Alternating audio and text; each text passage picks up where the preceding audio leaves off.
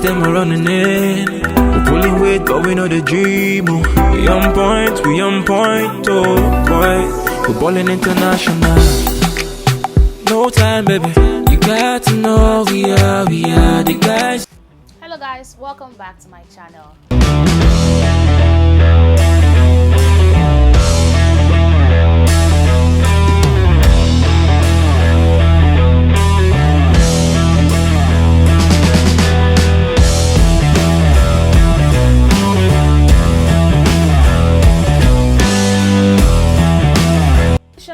Of a tribe, in case you're not Nigerian, let me give you a definition.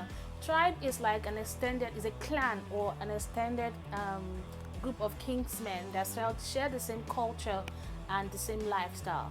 Now tribalism, it's going to be very difficult to let go in this society, because most of the time these leaders tend to favor their family members and those people they are in good terms with, regardless of whether they are qualified or not.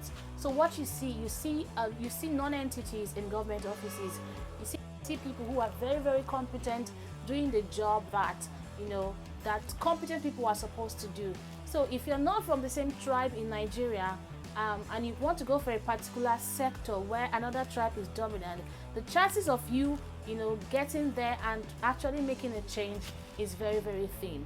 So tribalism to me is in no particular order is one of the things that makes me think that Nigerian or Africa can never produce good leaders. Number 2 is lack of patriotism and true unity. Nigeria is only united on paper. We are not truly united. For example, the amalgamation of the northern part of Nigeria and the southern part of Nigeria took place in 1914, and a lot of people feel that this has caused a lot of harm to the country of Nigeria, because the people from these two parts have different religious belief, more or less, and have also different way of life. So there have been clashes between these two ethnic groups for a long time. That's why I say there is no true unity. There is spite across ethnicities. Also, the other small groups like the Ijaz, the Ogoni example, they also feel spiteful at these large groups, the Hausas, the Yorubas, Igbos, and feel that they are not heard. They feel unimportant. So there is no true unity in this country, and that is why I think corruption will always be in the government parastatals in Nigeria. As people, we want to favor their tribesmen.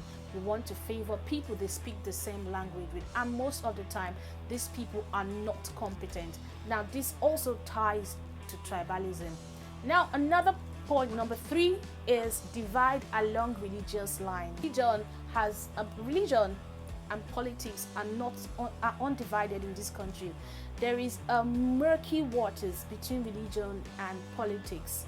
For example, the northern people are the ones ruling this country right now, and because of that, there's been a spike in atrocities committed in the northern area, and those northerners are failing to correct those things because these people who perpetrate these things have strong ties with the people in office. For example, let's take the Kaduna killings. A lot of Fulani herdsmen have been killing people in southern Kaduna, and nobody is doing anything about it. Nobody's doing anything about it. People are literally dying in Kaduna. Every day I see these videos on Facebook, and nobody in political seat is actually talking about it. Even if some people are talking about it, nobody is doing anything about it. Also, we still have the incident of Boko Haram bombing people in northern Nigeria, and it's still along religious lines, because the fight of the Boko Haram is that they are against any Western ideology. Also, they plan to Islamize Nigeria, turn it into a Muslim country, and also try to legalize Sharia law in Nigeria. That is just it. So there is this big divide along religious line. You find the Muslims dominating one particular sector, or you find Christians dominating another sector, and they do things differently. There is no true unity. And now let's go to number 4. Number 4 is lack of transparency. Now, and the system in place supports that people are not transparent with whatever transaction they've made in the name of this country.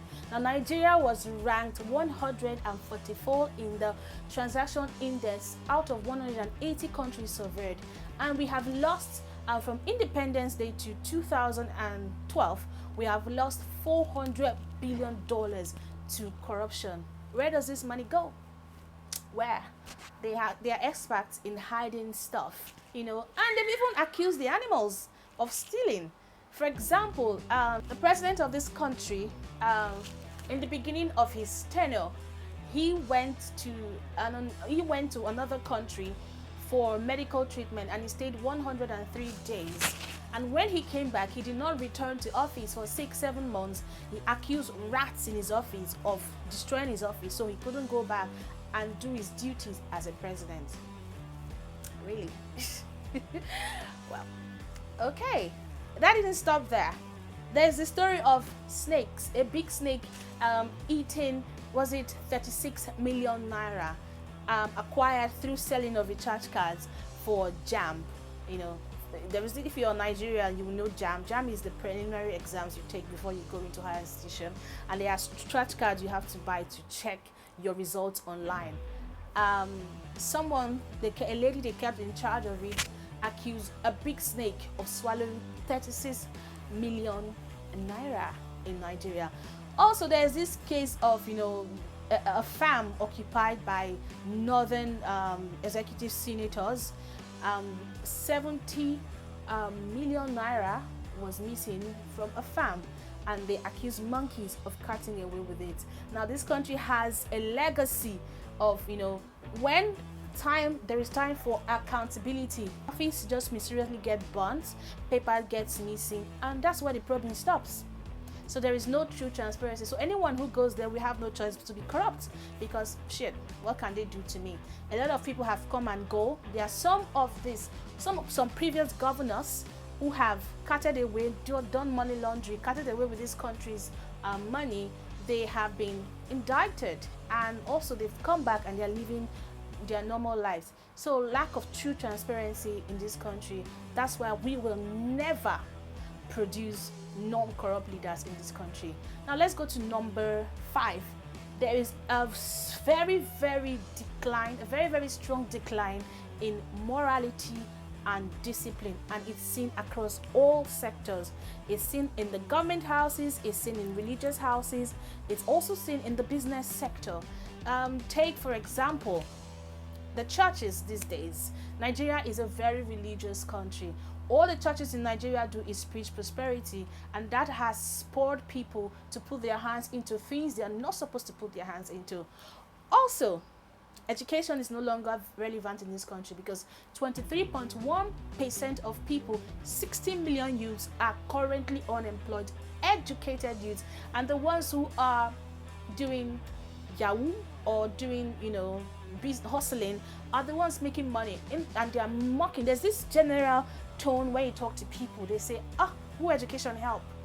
I've been to school, what have I done with my education? So there is a decline in education, and there is a decline in morality. A pastor can impregnate a 16-year-old in a church that he was supposed to look after, come out openly and do a child education. I saw this one with my own eyes. Also, they are masters of brainwashing. They have so brainwashed Nigerians to the extent that the average Nigerian see no problem with giving 10% of their hard-earned money, and putting it into church purse, pastor's purse, for him to live a good life, and you go home suffering with your family. So there is this, and the pastor see nothing with it. If you come and say, okay, I'm complaining, pastor, I don't have nothing, like this pandemic, for example, a lot of churches did not come out for their members. That's true. The only ones that did are just far and in between. And also, let's talk about the banking sector. A normal, hard-working person, it's very difficult for them to get a loan in the banking sector. Rather, what these bank managers do is that they organize or they create fictitious names and give those people loans to do share I share. If I give you money for this, you share, you cut it into half, you give me my stuff, you give me my share, and you take your share. there is no accountability, no justification. So there is an all-round moral decline in this country. Now let's go to number 6, godfatherism. God is a very, very huge problem, especially when it comes to politics. There is this huge divide between the poor and the rich people. Most of the time, the poor people do not get the means to buy an office ticket to even contest for an election in this country. Most of the time, you find only the rich can afford to pay for this ticket to contest for an election. And a lot of the time, they have godfathers who invest in these candidates. They not only invest in these candidates, they also influence election, to favor them. It's rampant in my country. It's rampant. Is it rampant or rampant? Well, you know what I'm trying to say. It's common in this country. Godfatherism has eaten into the fabric of politics, that I feel that we will never produce politicians that we have the interest of this country at heart. No, they will only have the interest of the people that has fed them and have put them on that seat. Godfatherism is, in fact, should be number 1. Is the literal worst thing that has happened in Nigeria, and it's still happening, and nobody's doing anything about it. 7. Now, the media has so much influence in this country, and the politicians have used this media as a form of, pushing their own narrative. And these politicians have the money. There's what they call the brown envelope journalism. I give you money for you to, report, to make a negative situation go away, and only report positive situation. This is rampant. And also, the politicians, because they are so wealthy, they are so rich, they have the power, to silence any media personality who seem to go against what they are trying to give to us. Let's take Sahara Reporters, for example. I think they are the most hated group right now in Nigeria, and the founder was recently arrested by President Muhammadu Buhari for hate speech, sort of by saying that they need a revolution in this country. Of course, we need a revolution. Things are not going well in these countries, and we are approaching a second recession. So he's been protesting that revolution, the youth should get up, the youth should fight for their rights, which I think is not a bad thing. But he has been persecuted so much in this country, and the average Nigerian cannot do anything about it. So they have a way of silencing the media, and there's a place for that. If the highest person on top can do that, what makes you think that the lower ranking politician will not also be oppressive? They have so much power. That's what I'm saying. The politicians have so much power to do anything. So they can be as corrupt as they want, and nothing is going to happen. That's just what it is. Nigeria, they planned recently to pass a hate speech bill trying to silence the common man for expressing how they feel about the government. You see that? I hope that is not going to happen. I hope that they are not going to pass that bill, seriously, because if not, then this country is going to turn into North Korea, because currently North Koreans are being censored, and they live like, of course, it's an authority. What is it called? Democracy. Opposite of democracy. You find out. Tell me in the comment section. Now let's talk about number 8, and this is the education. Lack of proper education, which then leads to poverty. And when you are poor, you won't worry yourself about politics and what is happening in the country. All you worry yourself is how to go about your daily life activities, and that's how these corrupt politicians have succeeded in putting Nigerians down. You know that Nigerian the money allocated for education in Nigeria is 7%, whereas UNESCO has said that the amount that is supposed to be allocated is about 16% to 24%, but we have a meager 7%. Now, research is not funded in this country. The country is not research oriented. I went to my school one time and I saw people's research, people that have spent money and time doing research. Their research notes have been thrown, their research papers have been thrown away in the bin. The government doesn't use it. You just go to school to fulfill all righteousness. So really, education is not taken seriously in this country, and is employed by this corrupt government to keep the people uneducated. Do you know that 60 million Nigerians are illiterate? 10 million Nigerian 10 million preschoolers, not primary schoolers. If you know primary school is after your kindergarten, the next 6 years. 10 million of them are not in school currently in Nigeria, and about 20 something million of people are poorly educated. So education here is really, really poor, and which leads to poverty.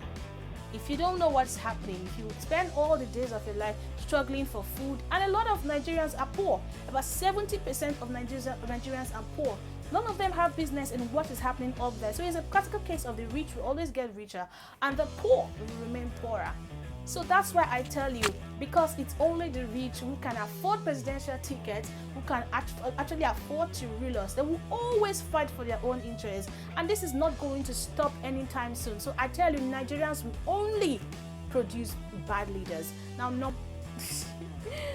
number nine is that political criminals are pardoned and celebrated. Not just political criminals, terrorists are being celebrated in Nigeria. I can give you two clear cases of people who have been pardoned. Some politicians who were corrupt. Some of them were involved in money laundering. Some of them were involved in political crimes. These people currently have been pardoned. They are easy to pardon, political criminals. They are easy to forget and sweep, political bribery and corruption under the table, because as a matter of fact, every one of them involve themselves in that, so they have to protect their comrades so they don't get exposed. You get from generation to generation, because these corrupt politicians have their tracks to cover, so they are going to put people in there that will help them cover their tracks. Also, let's talk about the terrorists. Do you know that Boko Haram people who are repentant Boko Haram members are being celebrated and being sent to school and being pardoned?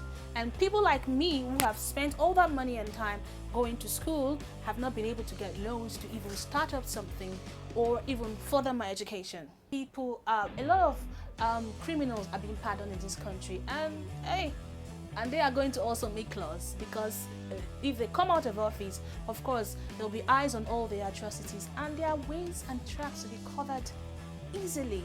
So that's why we will never produce non-corrupt politicians in this country. And last but not the least is the most important one, which is the docile nature of the Nigerian youth.